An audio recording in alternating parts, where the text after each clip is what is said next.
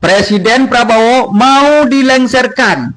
Tapi kenapa Presiden Prabowo tidak meminta bantuan kepada Pak Jokowi? Ini simak baik-baik ya. Kita ketahui Presiden Prabowo dijadikan oleh Pak Jokowi. Harus diakui. Lalu kenapa Presiden Prabowo meminta bantuan kepada orang SBY? Ini masalah rupiah yang semakin melemah. Nah, dan mahasiswa yang memberi 18 hari untuk Prabowo. Jika tidak, mahasiswa akan melengsarkan Prabowo. Nah, teman-teman, kenapa Pak Jokowi tidak dilibatkan? Apakah, ini simak ya, apakah termasuk lawannya Pak Prabowo itu Jokowi? Karena kita ketahui kemarin ada pernyataan daripada Menteri Pertahanan bahwa ada musuh dalam selimut. Artinya di pemerintahan Prabowo ada pemerintahan bayangan. Nah, ini jangan lupa teman-teman. Orang-orang Jokowi masih banyak di sekeliling Prabowo. Dan kenapa Prabowo ingin dilengsarkan? Benarkah Gibran ingin melakukan kudeta terhadap Prabowo Subianto atas perintah ayahnya Joko Widodo, teman-teman semua? Kita saksikan video-video cuplikan dari TikTok dari orang-orang yang sangat luar biasa, teman-teman semua ya. Sampai-sampai membuat isu yang katanya Gibran ingin mengkudeta Prabowo Subianto. Tapi ya bisa saja teman-teman semua di tahun kalau nggak di sekarang ya, di tahun 2029 bisa saja Gibran menjadi presiden atas kekuasaan Jokowi yang sangat luar biasa, masih besar sekali teman-teman pengaruhnya. Bahkan ya Jokowi sampai sekarang tidak bisa diadili dan dipenjarakan karena powernya sangat luar biasa ya teman-teman semua. Kita saksikan dulu video berikut ini sampai selesai. Jangan lupa subscribe MPH Channel teman-teman semua. Presiden Prabowo mau dilengsarkan. Tapi kenapa Presiden Prabowo tidak meminta bantuan kepada Pak Jokowi? Ini simak baik-baik ya. Kita ketahui Presiden Prabowo dijadikan oleh Pak Jokowi. Harus diakui. Lalu kenapa Presiden Prabowo meminta bantuan kepada orang SBY? Ini masalah rupiah yang semakin melemah. Nah, dan mahasiswa yang memberi 18 hari untuk Prabowo. Jika tidak, mahasiswa akan melengsarkan Prabowo. Nah, teman-teman, kenapa Pak Jokowi tidak dilibatkan? Apakah, ini simak ya, apakah termasuk lawannya Pak Prabowo itu Jokowi? Karena kita ketahui kemarin ada pernyataan daripada Menteri Pertahanan bahwa ada musuh dalam selimut. Artinya di pemerintahan Prabowo ada pemerintahan bayangan. Nah, ini jangan lupa teman-teman. Orang-orang Jokowi masih banyak di sekeliling Prabowo.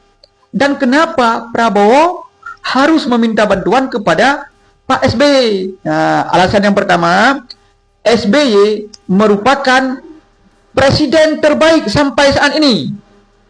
Tapi jika Prabowo sanggup melewati ujian rupiah ini kan rupiah udah 18.000 lebih. Kalau Prabowo sanggup menaikkan rupiah, maka Prabowo akan menjadi presiden terbaik. Nah, untuk saat ini presiden terbaik tetap Pak SBY. Tapi presiden terkuat Pak Jokowi. Kenapa? Karena Pak Jokowi 2 periode. Setelah itu mampu menjadikan anaknya sebagai presiden. Bukan presiden, wakil presiden. Tapi bisa jadi Gibran akan menjadi presiden jika rupiah terus melemah. Nih ingat teman-teman. Kenapa Prabowo tidak meminta langsung kepada Jokowi? Ini ingat ya, ada anak buah kesayangan Jokowi, Menteri Keuangan dipecat, ya kan, oleh Prabowo, diganti oleh Purbaya, dan Purbaya pun mungkin hari Senin ini nanti akan diganti. Ini kemungkinan Pak Purbaya yang merupakan menteri favorit, menteri terbaik, idola rakyat Indonesia akan diganti. Kenapa? Siapa yang menyerang Prabowo? Ini ingat nih, Pak Jokowi tetap orang hebat. Ya kan? Menteri-menteri Jokowi itu seperti si Mulyani itu orang hebat. Jadi dua presiden harus bersatu melawan Pak Jokowi. Ini bisa jadi ya. Kita tidak menuduh, tapi memprediksi ada permainan Jokowi di belakang. Karena Jokowi tetap orang kuat, presiden terkuat, bisa menjadikan anaknya sebagai presiden. Jadi ini hati-hati Prabowo. Kalau bisa, Prabowo harus minta bantu kepada teman lamanya. Siapa? Habib Rizik. Karena Habib Rizik itu sudah terbukti mendukung penuh Prabowo dulu, ya kan? Sampai hari ini Prabowo dan Habib Rizik masih bagus. Jadi kalau mahasiswa bergerak demo, rakyat demo, habislah Prabowo. Jadi harus minta bantuan kepada siapa? Megawati. Yang lawannya Jokowi. Kalau tidak, tumbang Prabowo. Kecuali ada menteri, siapa namanya? Menteri SBY itu yang bisa mengendalikan rupiah. Itu pun kalau mampu. Karena ini kekuatan besar di belakang nih. Ada kekuatan besar yang ingin menjatuhkan Prabowo. Ingat baik-baik. Dan jika kekuatan besar itu Jokowi, maka tidak bisa dihadapi. Jokowi itu kuatnya luar biasa. Yang menjadikan Prabowo presiden itu Jokowi itu, harus diakui itu. Jadi untuk saat ini presiden terbaik adalah SBY. Dan jika Prabowo bisa menghadapi rupiah ini, maka Prabowo akan menjadi presiden terbaik menghadapi presiden terkuat, yaitu Jokowi. Hebat Prabowo kalau mampu ya. Jokowi ini menurut saya dia tidak berkaca ya, tidak mengaca diri gitu, bahwa dia sesungguhnya adalah presiden yang mewarisi banyak masalah. Dan kalau dia kemudian masih ingin kampanye, dia kan menunjukkan bahwa ada semacam hasrat ego kekuasaan yang sangat tinggi untuk mendorong anaknya berkuasa terus kan. Ini saya kira karakteristik yang tidak menunjukkan sebagai seorang yang negarawan. Ini karakteristik yang harus kekuasaan ya. Karena meskipun dia tidak, kan dia gagal sebagai presiden banyak masih masalah. Yang kedua, dia gagal punya cita-cita untuk 3 periode kan waktu itu. Jadi hasrat berkuasa yang sangat tinggi dan sekarang dia bekerja untuk kampanye anaknya. Jadi ini menurut saya satu langkah yang tidak patut dicontoh dan kita harus kritik. Meskipun itu hak politik dia, ya, tapi kita bisa menilai bahwa ternyata segini loh karakteristik politiknya Joko Widodo. Dia bukan seorang negarawan, dia adalah seorang politisi yang punya track record buruk dalam episode akhir kekuasaannya. Saya kira itu ya. Dari beberapa Pak Jokowi bukan agenda politik, namun sebatas bersapa kepada masyarakat yang dulu pernah dibimbing. Iya, biasanya kan politisi itu selalu menggunakan model yang oleh Irving Goffman disebut sebagai dramaturgi. Jadi dia ngomong di depan A, di belakangnya sih bisa B dan C gitu. Jadi kita udah paham pola itu. Dan yang menjelaskan tentang kontradiksi seorang Jokowi itu bukan saya. Ada Blend kan yang ketika dia menulis buku tentang contradiction, the man of contradiction kalau tidak salah ya. Jokowi adalah seorang yang penuh kontradiksi. Jadi bisa di depan bilang A, di belakang bisa sebaliknya. Jadi itu analisis politik ya. Sebetulnya itu bisa merujuk pada teori tadi yang saya sebut sebagai dramaturgi Irving Goffman. Sinyal apa sih Pak? Sinyal politik apa sih Pak? Ini masih jauh ya. Sebetulnya ini biasanya itu 2 tahun sebelum pemilu ya mulai ramai itu. Tapi sekarang lebih dini. Ini kan sinyal keretakan politik elit sebetulnya. Bahwa Jokowi pada awal kekuasaan Prabowo itu dianggap sebagai bagian dari rezim Prabowo kan. Dan Prabowo pernah bilang Jokowi adalah guru saya. Dan hampir lebih dari 60% kabinet Prabowo adalah orang Jokowi kan pada awal pembentukan kabinet itu. Nah, ketika Jokowi kemudian ingin membangun kekuatan politik sendiri dan membesarkan partai anaknya misalnya, itu tanda bahwa dia sudah mulai tidak percaya terhadap loyalitas Prabowo terhadap dirinya. Ini kan tanda ya. Kita bisa menafsirkan situasi ini sebagai tanda keretakan elit rezim saat ini.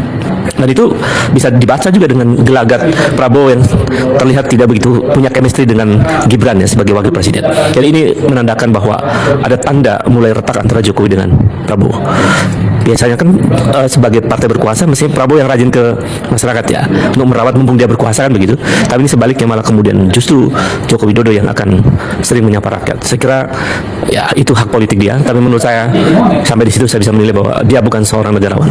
Dia politisi yang punya punya track record gagal di masa akhir kekuasaannya. Saya kira itu.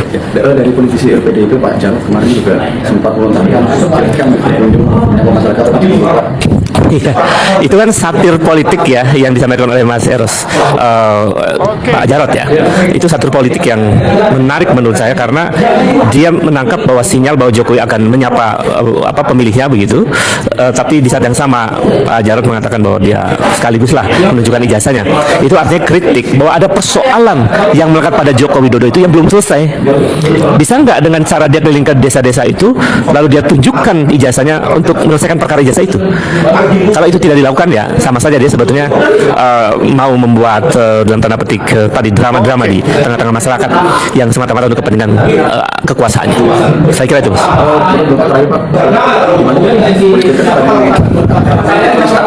Ya, saya kira dinamika politik ke depan akan makin seru, ya, akan ada tensi politik yang makin meninggi. Selain juga situasi global yang makin dinamis dan kondisi krisis fiskal yang juga akan dibarengi dengan krisis moneter. Dalam situasi yang makin memburuk ini menurut saya pertarungan elit juga akan makin terlihat dan rakyat menurut saya harus kembali mengambil sikap untuk tidak lagi dipermainkan oleh elit politik.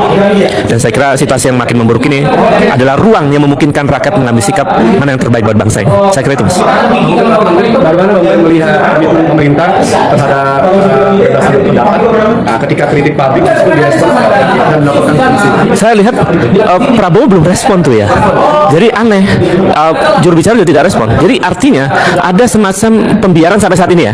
Ada semacam pembiaran terhadap pelaporan terhadap para kritikus ini, para akademisi ini. Jadi kalau juru bicara presiden tidak menyampaikan respon, presiden tidak menyampaikan respon, artinya ini pembiaran.